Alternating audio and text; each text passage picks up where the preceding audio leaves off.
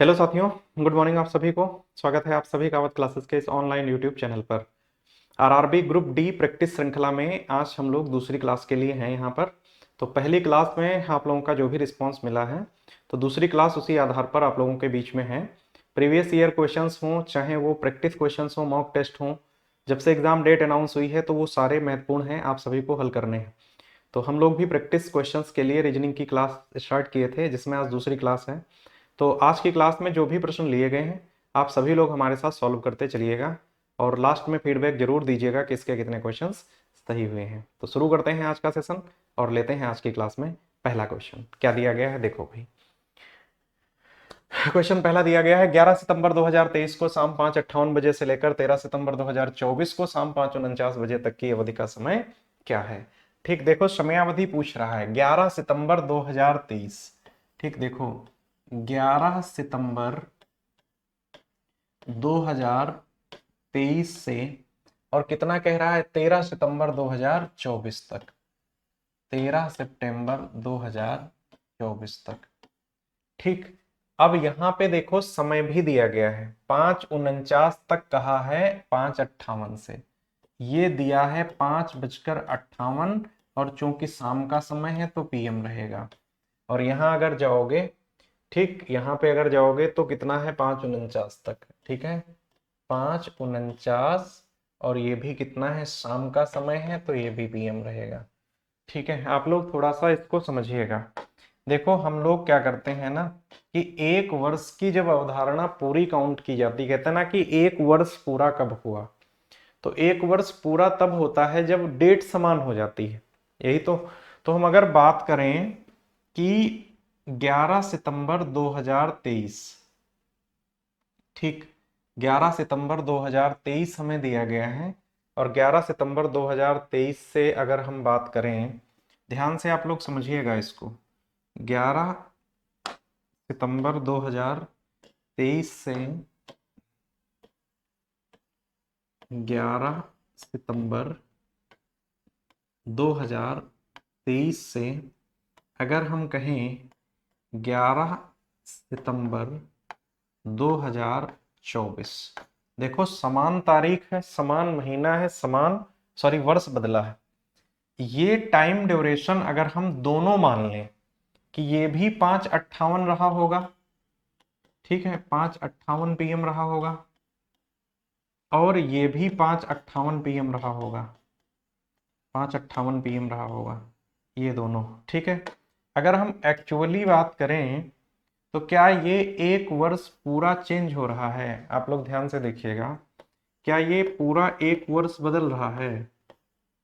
देखो ये पूरा एक वर्ष बदल रहा है भाई। 1 घंटे की अवधि, क्या 1 घंटा पूरा कब होता है, जब समान समय होता है। यही तो है भाई, 8 बजा फिर 9 बज गया, है ना, तो फिर ये 1 घंटा पूरा हो जाता। सेम केस यहाँ भी है, क्या ये एक वर्ष पूरा हो रहा है।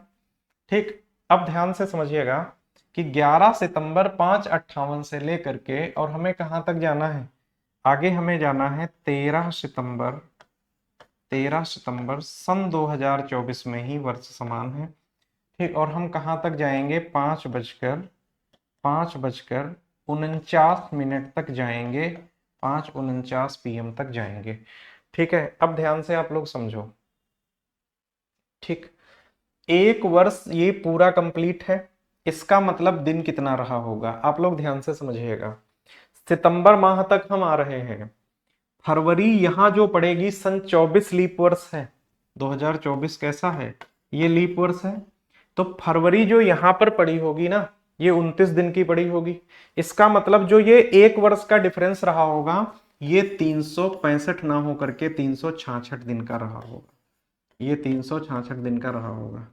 ठीक है, अब देखो ध्यान से, 11 सितंबर 2024 5:58 से लेकर के 12 सितंबर, अगर हम देखें यहां पर कि 12 सितंबर 2024, ठीक 2024, और कितना 5:58 तो 12 तारीख को बजेगा ना भाई। ठीक है, यहां तक, तो क्या ये एक दिन नहीं हुआ, बताओ भी, क्या ये एक दिन की अवधि नहीं हो गई। ठीक, ये भी तो एक दिन की अवधि हो गई भाई। ठीक है, तो देखो जब एक दिन की अवधि ये हो गई तो फिर एक दिन तो ये भी काउंट हो जाएगा ना। प्लस 1 दिन ये भी काउंट हो गया।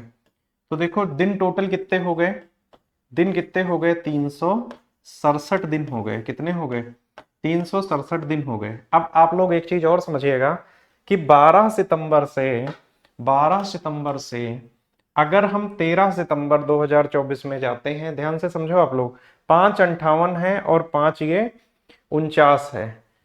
अगर ये नीचे वाला भी 58 होता तो फिर ये एक पूरा दिन और हो जाता, पर ऐसा यहां नहीं है। ठीक, कितने मिनट का डिफरेंस है, खाली 9 मिनट का अंतर है। अगर ये 9 मिनट और होता तो ये पूरा एक दिन हो जाता ना। तो एक दिन में अगर ये 9 मिनट कम कर दिया जाए, ठीक, यहां पर जो ये अवधि आ रही है एक दिन की, मतलब हम कह सकते हैं 24 घंटे की, ये क्या है, ये कंप्लीट नहीं है। इसमें क्या करना है, 9 मिनट माइनस कर देने हैं, 9 मिनट क्या कर देने हैं, कम कर देने हैं। तो 9 मिनट अगर हम कम करते हैं तो देखो 23 घंटे तो पूरे हो जाएंगे। कितने, 23 घंटे तो पूरे हो जाएंगे। बताओ, 23 घंटे पूरे हो जाएंगे। और 23 घंटे पूरे हो गए और 1 घंटे में से 9 मिनट कम कर देंगे तो कितने आ जाएंगे, बताओ भाई, 51 मिनट आ जाएंगे। कितने, 51 मिनट आ जाएंगे। तो 23 घंटे 51 मिनट ये ड्यूरेशन है कब का, 12 तारीख से 13 तारीख के बीच में 23 घंटे 51 मिनट का डिफरेंस है। ठीक, तो 367 दिन तो पहले से ही था और उसके बाद कितना आ गया बताओ, 23 घंटे आ गए और कितने हैं, 51 मिनट आ गए। क्या कोई ऐसा विकल्प हमें दिया गया है जिसमें ये वैल्यू दी गई हो, 367 दिन 23 घंटे 51 मिनट? तो देख सकते हो 367 दिन 23 घंटे 51 मिनट, ऑप्शन नंबर दूसरा इसका राइट आंसर हो जाएगा। ठीक, कौन सा हो जाएगा, दूसरा इसका राइट आंसर हो जाएगा। अच्छा प्रश्न है। ठीक, उम्मीद करते हैं आप लोगों को ये क्वेश्चन समझ में आया होगा। ठीक है, पहला प्रश्न। बढ़े हम लोग अगले क्वेश्चन की तरफ। कह रहा, दिए गए किस अक्षर समूह में 2 की घात 1, 2 की घात 2, 2 की घात 3 के अनुरूप आसन्न अक्षरों के मध्य छूटे हुए अक्षर हैं? ठीक, इसका मतलब आप लोग समझिएगा। कह रहा है 2 की घात 1, 2 की घात 1 का मतलब कितना होगा, 2, 2 की घात 2 का मतलब कितना हो जाएगा, 4, और 2 की घात 3 का मतलब कितना हो जाएगा। कह रहा है ये गैप होना चाहिए, किन किन अक्षरों के बीच में है। तो देखो ध्यान से, ई से आई तक जाओगे तो ये 5 है और ये 9 है, तो यहाँ गैप कितने का है, 4 का है, पर पहला गैप 2 का होना चाहिए, ये गलत हो जाएगा। सी से जाओगे तो डी ई एफ, तो देखो 3 यहाँ पे ध्यान दो, अगर 3 बीच में देखो 2 छोड़ रहा है, बिल्कुल, हाँ, डी और ई छोड़ दे रहा है। ए पे देखो तो बी सी डी 3 छोड़ दे रहा है, देखो ध्यान से यहाँ पे। ए से अगर जाओगे तो बी सी डी, ये 1 पे ये 5 पे, तो 1 5 से जाओगे बीच में कितने छूट जा रहे हैं, 4, तो ये भी नहीं होगा। ठीक है, अब देखो यहाँ पे सी डी ई, तो ये एक हो सकता है ना, सी है तो डी और ई बीच में छोड़ा, और बी है तो ये सी और डी छोड़ दिया, एक कोई चेक कर लिया। पहले चेक कर लेते हैं, पहला अगर चेक कर ले हम लोग तो देखो बी है, फिर देखो ई है, उसके बाद देखो जे है, उसके बाद अगर देखो तो देखो जे है, उसके बाद देखो तो एस है। ठीक, अब आप लोग यहाँ पे चेक करिएगा, बी है तो सी और डी बीच में छोड़ा तो 2 की घात 1 छूट गई। ई और जे के बीच में जाओगे तो एफ जी एच आई, देखो 4 छोड़ दिए, बीच में छोड़ दिए 4, देखो बीच में 4 होना चाहिए था, यही क्रम दिया 2 की घात 1, 2 की घात 2, 2 की घात 3 का। देखो सी डी हो गया, एफ जी एच आई हो गया। उसके बाद कह रहा है 8 होने चाहिए, है ना, 8 होने चाहिए। तो देखो यहाँ पर जे है, फिर देखो K L M N O P Q R, देखो यही गैप कर रहे हैं बीच में। देखो जे के बाद के तो 2 2 4 2 6 2 8 बीच में छोड़ रहा है, इसका मतलब ऑप्शन कौन सा सही हो जाएगा, पहला सही हो जाएगा। ठीक, ये कितना है, 2 की घात 1 है, ये कितना है, 2 की घात 2 है, और ये कितना है, 2 की घात 3 है। ठीक है, तो ऑप्शन नंबर तीसरा भी एलिमिनेट हो जाएगा। समझ गए ना, आई से एस के बीच में जाओगे तो यहाँ पे अक्षर ज्यादा हो जाएंगे। उम्मीद करते हैं ये क्वेश्चन आप लोगों को समझ में आया होगा। बढ़ते हैं क्वेश्चन नंबर तीसरे की तरफ। देखो भाई क्या दिया गया है, शब्द डिलही के सभी अक्षरों का उपयोग करके कितने सार्थक या निरर्थक शब्द बनाए जा सकते हैं। ठीक, ये बेसिकली ये क्वेश्चन मैथ्स का है, पर ये रीजनिंग पोर्शन में है, क्योंकि कुछ ऐसे जो टॉपिक्स हैं जो मैथ और रीजनिंग दोनों में कॉमन होते हैं। ये परम्यूटेशन कॉम्बिनेशन ये किससे है, क्रमचय और संचय से है क्वेश्चन। कह रहा है कि शब्द दिल्ली के सभी अक्षरों का उपयोग करके कितने सार्थक शब्द या निरर्थक शब्द बनाए जा सकते हैं। तो देखो ऐसे प्रश्न बहुत सारे आते हैं जिसमें क्या करता है, बता देगा ऐसे कितने अक्षर समूह होंगे या शब्द सार्थक होंगे या निरर्थक होंगे जिनमें डी पहला हो, ठीक, जिसका डी पहला होना चाहिए हर कंडीशन में। ऐसी प्रश्नों पर कंडीशन लग के आती। कैसे हल करेंगे इस प्रश्न को हम लोग, तो ध्यान से देखिएगा।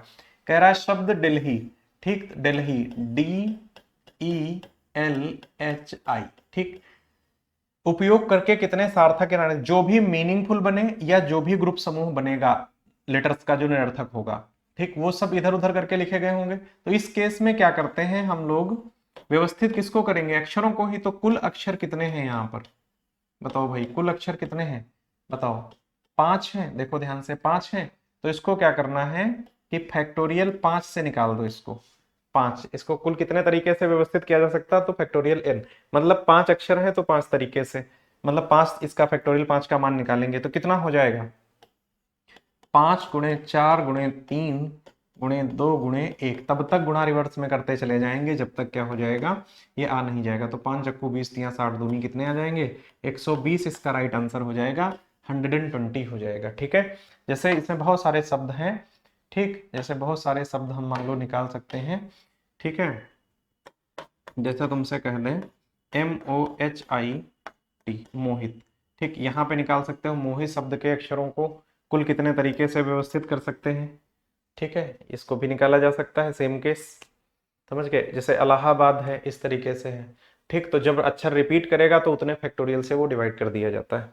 ठीक, बढ़ते हैं हम लोग अगले प्रश्न की तरफ। क्वेश्चन नंबर चौथा क्या कह रहा है, आप लोग देखिएगा भाई। प्रश्न नंबर चौथा क्या कह रहा है, चौथा कह रहा है कि यदि 8 + 5 = 13, 40 सत्य है तो 4 6 का मान कितना होगा। तो ये तो इजी प्रश्न है। देखो 13 दिख रहा है, 8 और 5 का सम 13 होता है, तो 8 + 5 बराबर कितना हो जाएगा, 8 + 5 बराबर कितना होगा 13, और 8 × 5 बराबर कितना होता है 40। ठीक है, तो 13 40 देखो लिखा गया है। इसका मतलब 4 + 6 कितना हो जाएगा 10, और 4 6 कितना हो जाएगा 24। 10 24 इसका राइट आंसर होगा ऑप्शन नंबर पहला। ठीक है, बढ़ते हैं हम लोग नेक्स्ट क्वेश्चन की तरफ। अगला प्रश्न देखो क्या कह रहा है, कह रहा है किसी विशिष्ट कोड भाषा में बुक को 86, BOO के बुक, BOO के बुक, इसको कह रहा है क्या लिखते हैं 86 लिख देते हैं। ठीक, एक बार चेक कर लिया जाए सम ऑफ प्लेस वैल्यूज क्या क्या हो सकती है।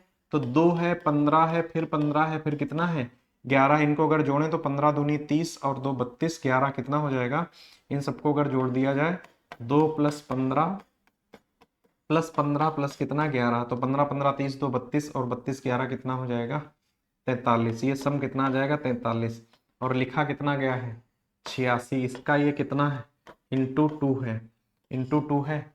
तो आगे अगर देखा जाए तो रीड को अगर देखो तो 18 5 1 और 4। ठीक है, तो 4 1 5 5 10, 18 10 कितना हो जाएगा, ये सम आ जाएगा 28। इसको क्या लिखा 56। इसका मतलब यहाँ भी 2 गुना करा है। तो हमसे पूछ रहा है किसका, गुड का, किसका गुड का पूछ रहा है।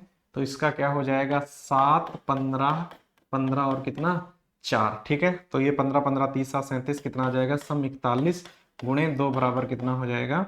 तो 41 गुणे 2 बराबर कितना हो जाएगा 82। 82 इसका राइट आंसर हो जाएगा, 82 ऑप्शन नंबर दूसरा।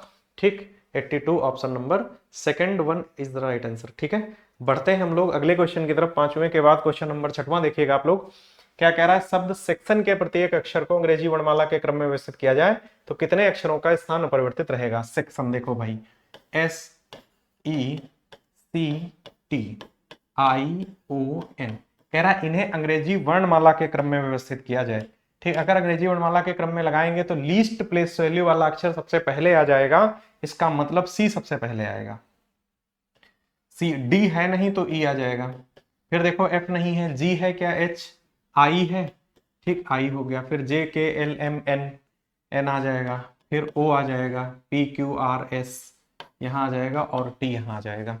ठीक है, ये अंग्रेजी वर्णमाला के क्रम में प्लेस वैल्यू देख सकते हो। 3 है, 5 है, 9 है, 14 है, 15 है, 19 और 20 है। कह रहा है कितने अक्षर ऐसे होंगे जिनका प्लेस चेंज नहीं होगा। ऐसे अक्षर बताओ जो बदल नहीं रहे हैं। तो इकलौता ई दिख रहा है जिसका स्थान नहीं बदल रहा है। तो हमारा आंसर कितना आ जाएगा एक आ जाएगा क्वेश्चन नंबर कितना 6 में। ठीक है, उम्मीद करते हैं क्वेश्चन आप लोगों को समझ में आया होगा। बढ़ते हैं क्वेश्चन नंबर 7वें की तरफ। क्या दिया गया है, 8 मित्र हैं एक गोल मेज के परितः इसके केंद्र की ओर अभिमुख होकर बैठे हैं। एक गोल मेज के परितः कितने लोग हैं, 8 मित्र हैं।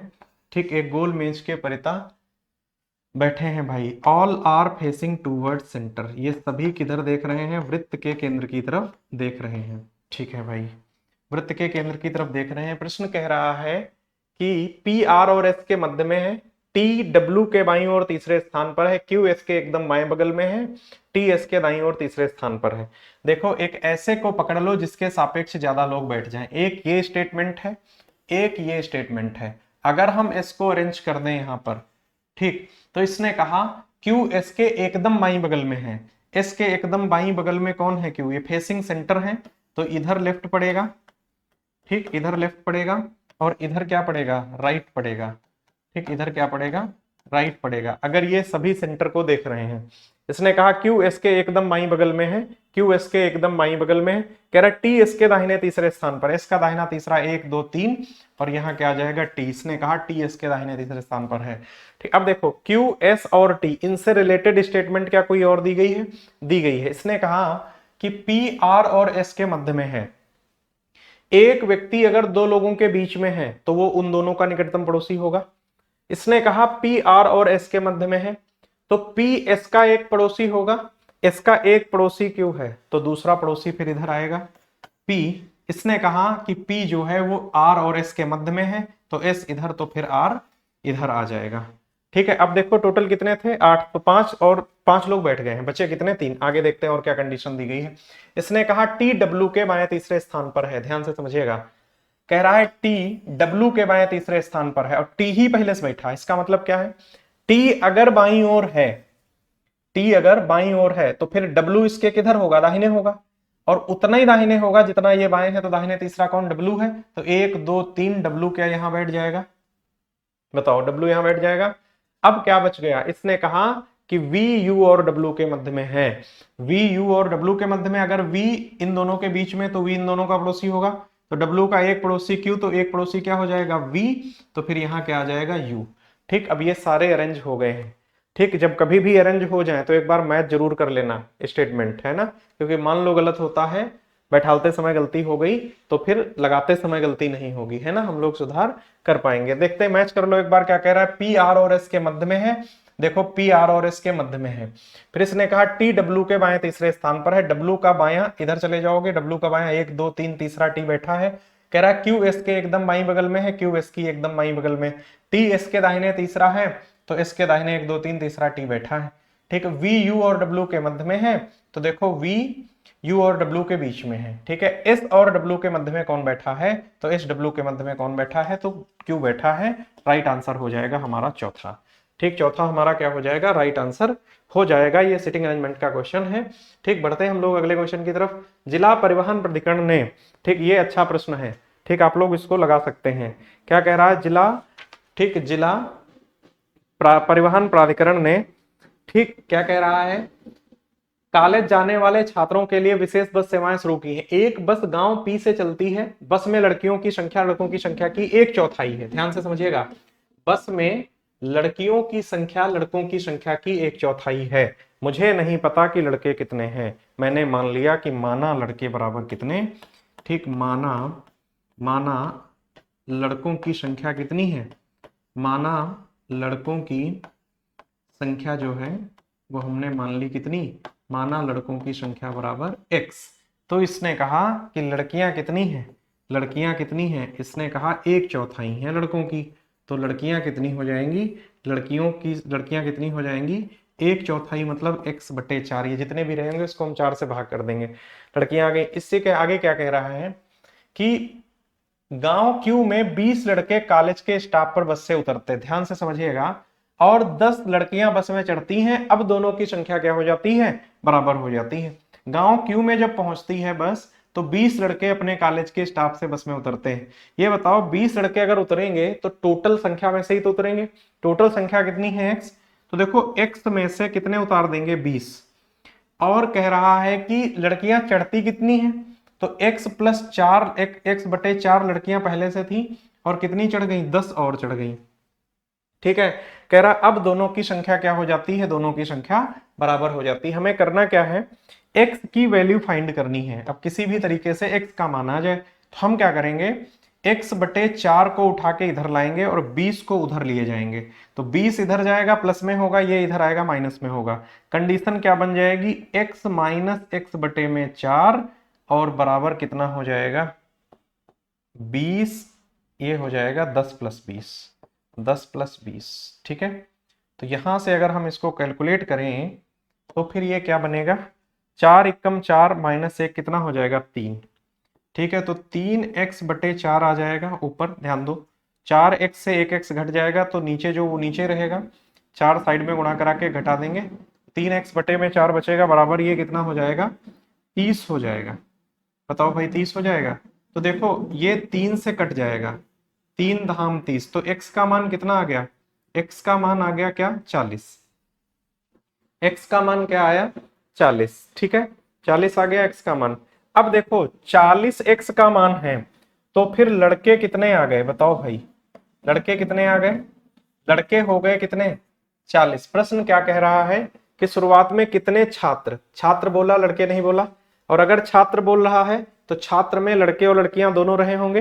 ठीक, तो लड़के कितने आ गए 40, तो फिर लड़कियां कितनी हो जाएंगी, इसकी 1/4, लड़कियां कितनी हो जाएंगी, इसकी 1/4 हो जाएंगी।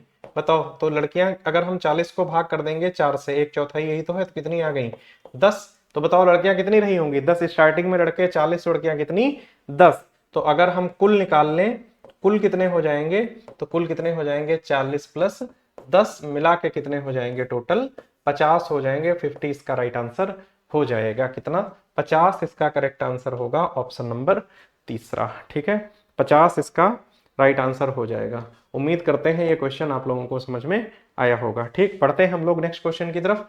ठीक, तो देखो भाई अगला क्वेश्चन क्या कह रहा है, 5 दोस्त एक स्कूल के शीर्ष रैंक धारक हैं। एच का रैंक के रैंक के ठीक ऊपर और एल के रैंक के ठीक नीचे, शीर्ष रैंक पर आई है और जे सबसे निचले रैंक पर नहीं, उनमें से सबसे निचले रैंक पर कौन है। ठीक है, एनटीपीसी में ऐसे प्रश्न एग्जाम में देखने को मिले हैं फ्लोर वाले। ठीक, देखो भाई इसको क्या कह रहा है कि 5 दोस्त हैं एक स्कूल के शीर्ष रैंक धारक, किसी का पहला रैंक आया होगा, किसी का दूसरा आया होगा, किसी का तीसरा आया होगा, किसी का चौथा आया होगा और किसी का 5वां रैंक आया होगा। ठीक है, ये 5 रैंक धारक हैं भाई। ठीक है, अब देखते हैं आगे क्या कह रहा है। इसने कहा कि एक व्यक्ति कोई ऐसा है जो सबसे ऊपरी रैंक पर है। इसने कहा शीर्ष रैंक पर कौन है, आई है। शीर्ष रैंक पर कौन है, आई है। तो शीर्ष रैंक पर ये फर्स्ट रैंक है, ये फर्स्ट रैंक है, ये सेकंड है, ये थर्ड है, ये फोर्थ है और ये फिफ्थ है। ठीक, शीर्ष रैंक धारक कौन है, कह रहा आई है। एक चीज और समझिएगा, इसने कहा कि जे सबसे निचले रैंक पर नहीं है, जे सबसे नीचे नहीं, इसका मतलब इसका कहने का है कि जे यहां पर नहीं आएगा।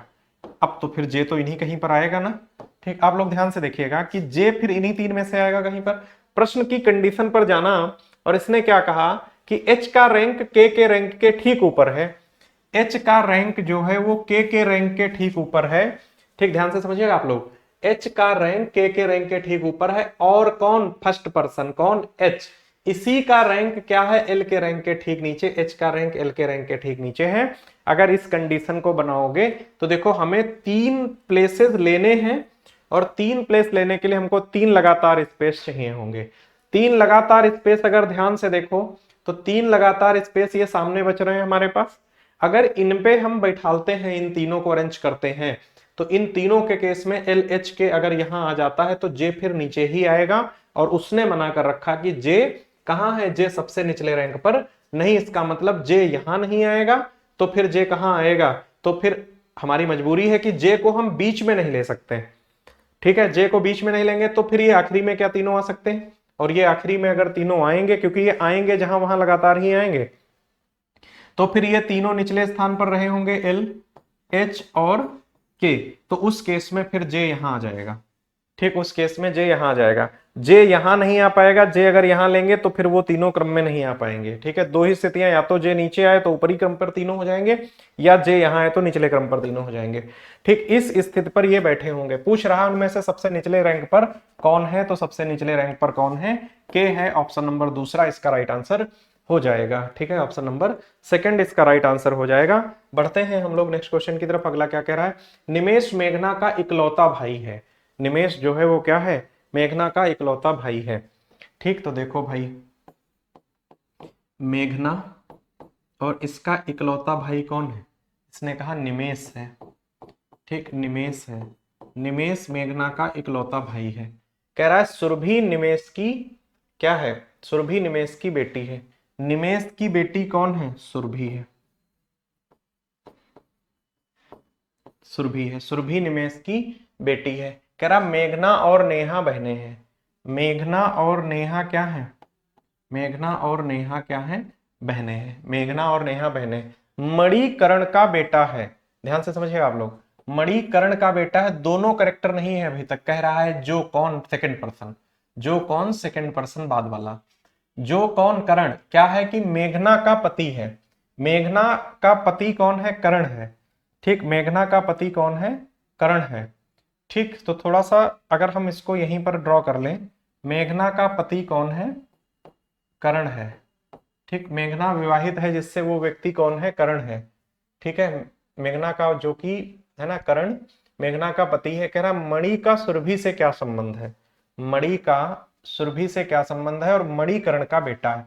ये बताओ, मणि अगर कर्ण का बेटा है तो मणि बेटा तो मेघना का भी होगा, ये बेटा तो मेघना का भी होगा। ठीक है, अब यहाँ पर जेंडर क्लियर करते हैं। सुरभि लड़की है, ठीक, तो फीमेल होगा। मेघना और नेहा बहनें हैं तो ये भी फीमेल। निमेश इसका भाई है, ये मेल, और कर्ण इसके साथ विवाहित है तो इसका पति होगा। मणि कर्ण का बेटा है तो इसका जेंडर भी मेल हो जाएगा। सारे जेंडर क्लियर है एकदम। प्रश्न कह रहा है, क्या कह रहा, ध्यान देना, ये जेंडर वो जनरेशन चेंज नहीं हो रही है, ये दोनों समान उसमें आएंगे क्योंकि ये विवाहित है इस वजह से।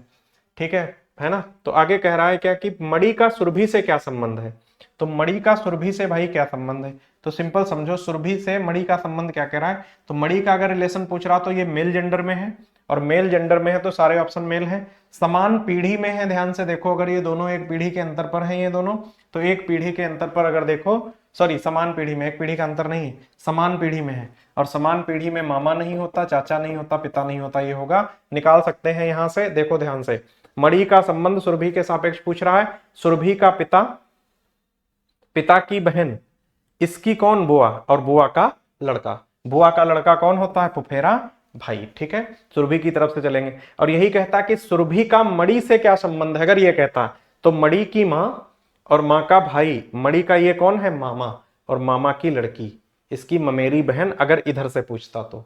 ठीक, तो उम्मीद करते हैं ये क्वेश्चन आप लोगों को समझ में आया होगा। ठीक, पढ़ते हैं अगले क्वेश्चन की तरफ। देखो नेक्स्ट क्वेश्चन भाई क्या दिया गया है। अगला प्रश्न आप लोग बताओ भाई, ये डिक्शनरी के हिसाब से अरेंज करने को बोल रहा है। कह रहा उस विकल्प का चयन करें जो तो ये शब्द को, इस क्रम को दर्शाता है, इस क्रम में अंग्रेजी शब्द को उसमें आते हैं। पहले देखो कॉमन अक्षर कितने हैं, इसमें चेक करो पहले भाई कॉमन लेटर्स कितने हैं। तो एम है, ए है, हटा दो, एम ए है, एम ए, एम ए और एम ए। ध्यान से देखो तो आर भी कॉमन है, आर भी हट जाएगा, आर भी हट गया। यहाँ क्या मिला, टी मिला, टी। यहाँ क्या मिला, वी। यहाँ क्या मिला, जी। यहाँ भी टी मिला, और यहाँ क्या मिला, के। ठीक, अब अगर इनको हम अरेंज करें तो देखो ये अक्षर हमारे पास है, कौन कौन है, तो ध्यान दीजिएगा आप लोग, यहाँ पर कौन कौन अक्षर मिल रहे हैं, टी मिल रहा है, उसके बाद देखो जी मिल रहा है, पहला दूसरा, फिर तीसरे में देखो तो फिर टी मिल रहा है, चौथे में जाओगे तो के मिल रहा है, और पांचवें में जाओगे तो वी मिल रहा है। ठीक है, अब इनको अगर आपसे कहा जाए कि अंग्रेजी शब्दकोश के अनुसार व्यवस्थित करो तो सबसे पहले कौन आएगा बताओ, जी आएगा, सबसे पहले आएगा जी, फिर क्या आएगा, के आएगा। ठीक, के आ जाएगा, जी है, फिर के है, उसके बाद देखो क्या है, ठीक, जी और के दोनों लगातार आ जाएंगे, फिर टी वाले दोनों आएंगे, टी और टी, फिर वी आएगा। मतलब समझो इस बात को आप लोग कि ये देखो, ये पहला, दूसरा, तीसरा, चौथा और पांचवा, ये ऐसे ही ऊपर दिए हैं, ऊपर दिए हैं। तो देखो जी वाला आया मतलब दूसरा पहला होगा, फिर के वाला आया तो चौथा होगा, दो के बाद चार देखो कहां पर दिया गया, 2 के बाद 4 यहाँ है, 2 के बाद 4 यहाँ, ये दोनों एलिमिनेट हो जाएंगे। ठीक, अब देखो ध्यान से, आखिरी पांचवा ही है तो यहाँ कोई कंफ्यूजन नहीं है। इन दो प्लेसेस पर कौन आएगा, ध्यान से देखो, दोनों टी वालों में पहला कौन होगा। तो देखो दोनों टी वाले जो हैं, तो देखो इस टी कैंसिल कर दो, यहां से टी कैंसिल कर दो, तो यहाँ आई मिला और यहाँ क्या मिला, वाई मिला। तो आई पहले होगा फिर वाई होगा। ठीक, आई पहले होगा फिर वाई होगा, इसका मतलब पहला पहले आएगा, फिर कौन सा आ जाएगा, चौथा आ जाएगा। ठीक है, सॉरी तीसरा आ जाएगा, तीसरा आ जाएगा, ये पहला आ जाएगा। तो 2 4 1 3 5 कहां दिया गया, 2 4 1 3 5। ठीक है, तो 2 4 1 3 5 यही दिया गया, ऑप्शन नंबर चौथा इसका राइट आंसर हो जाएगा, 2 4 1 3 और 5। ठीक है, इन दोनों टी वालों में पहला, क्योंकि जो रिपीट करता है वो लगातार आता है। ठीक है, तो ये आ जाएगा, है ना। उम्मीद करते हैं ये क्वेश्चन आप लोगों को समझ में आया होगा। ठीक, बढ़ते हैं हम लोग नेक्स्ट क्वेश्चन की तरफ। कह रहा है 80 सेंटीमीटर भुजा वाले घन के सभी फलकों पर पीले रंग से रंग दिया जाता है, फिर इसे 8 सेंटीमीटर भुजा वाले छोटे छोटे घनों में काट दिया जाता है। उन छोटे घनों की संख्या ज्ञात कीजिए जिनके तीनों फलक रंगे हुए होंगे। ठीक है, तो पहले तो एक चीज समझ लो आप लोग कि इसमें क्या हो रहा है कि एक घन के सभी फलकों पर रंग लगाया जाता है। कह रहा है ऐसे जिनके सभी तीनों फलक रंगे हों। ठीक है, तो देखो जब सभी फलक रंगे जाते हैं, तो अगर 3 फलक रंगीन घन पूछ रहा है तो ऐसे घन कौन से होते हैं, शीर्ष घन होते हैं। कौन कौन से, शीर्ष घन होते हैं। इन्हें क्या कहते हैं, इन्हें 3 सतह रंगीन बोलते हैं। क्या बोलते हैं, 3 सतह रंगीन बोलते हैं। ठीक, 3 सतह रंगीन बोलते हैं, समझ गए। तो इनकी संख्या कितनी होती है, 8। ठीक, क्योंकि घन में क्या होते हैं, घन में 8 शीर्ष होते हैं। घन में कितने शीर्ष होते हैं, घन में 8 शीर्ष होते हैं। ठीक, घन में 8 शीर्ष होते हैं, इसलिए इनकी संख्या कितनी हो जाएगी, 8 हो जाएगी। ठीक है, कितनी हो जाएगी, 8 हो जाएगी। अगर यहीं पर प्रश्न ये कह देता, ठीक है, कि ऐसे कितने घन होंगे, ठीक, आप लोग इसका आंसर कमेंट करिएगा, ऐसे कितने घन हैं, ऐसे कितने घन हैं, ऐसे कितने घन हैं जिनकी जिनकी कम से कम, जिनकी कम से कम एक सतह रंगी है। ऐसे कितने घन हैं जिनकी कम से कम एक सतह रंगी है। इसका आंसर आप लोग क्या करके बताओगे हमें, इसका आंसर आप लोग कमेंट करके बताओगे। सभी स्टूडेंट बताएंगे कमेंट करके कि इसका आंसर क्या आएगा। जितने स्टूडेंट कमेंट करेंगे इसका आंसर, सबका रिप्लाई करेंगे हम कि इसमें ये आप लोगों का आंसर सही है या गलत है। ठीक है, सही है या गलत है, ऐसे प्रश्न को। ठीक है, तो आप लोग कमेंट करके जरूर बताइएगा। फिलहाल जो प्रश्न दिया गया उसका आंसर क्या आ जाएगा, 8 आ जाएगा। ठीक है, 8 आ जाएगा। बढ़ते हैं अगले क्वेश्चन की तरफ।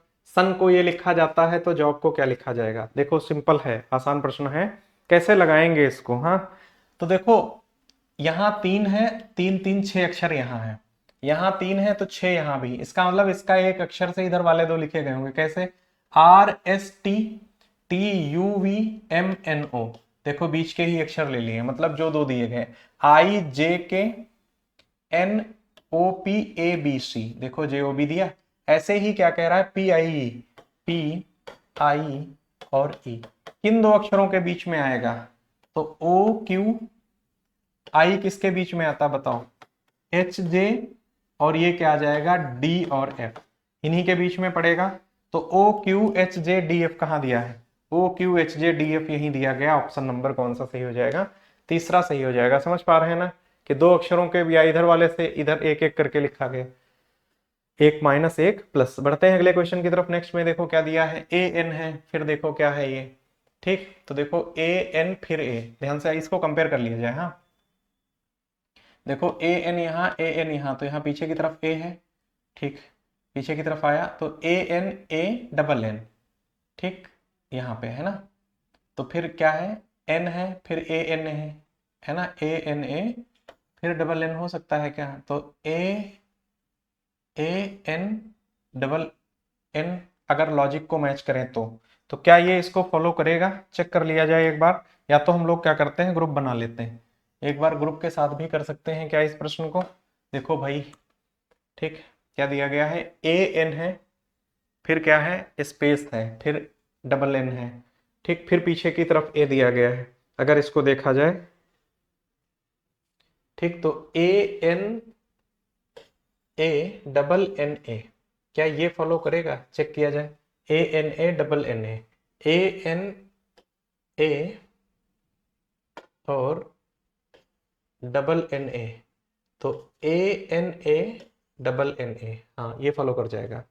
ठीक, तो हमने क्या फिल करा है, double A N double A फिर एन, ठीक, डबल ए एन फिर ए और फिर एन, ये फिल करा है, double A N A N, double A N A N, option number दूसरा है। ठीक, ये इस तरीके से इसको लगा सकते हो, कंपेयर करके भाई लगाया जा सकता है।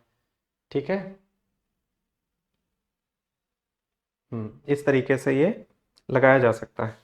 ठीक, हम लोग बढ़ जाएं अगले क्वेश्चन की तरफ। ठीक, यहाँ पे देखो भाई, ठीक, यहाँ पे देखो क्या दिया गया है। ठीक, ए सी बी है, स्पेस है, ई डी है, ठीक, फिर क्या है ये, है ना।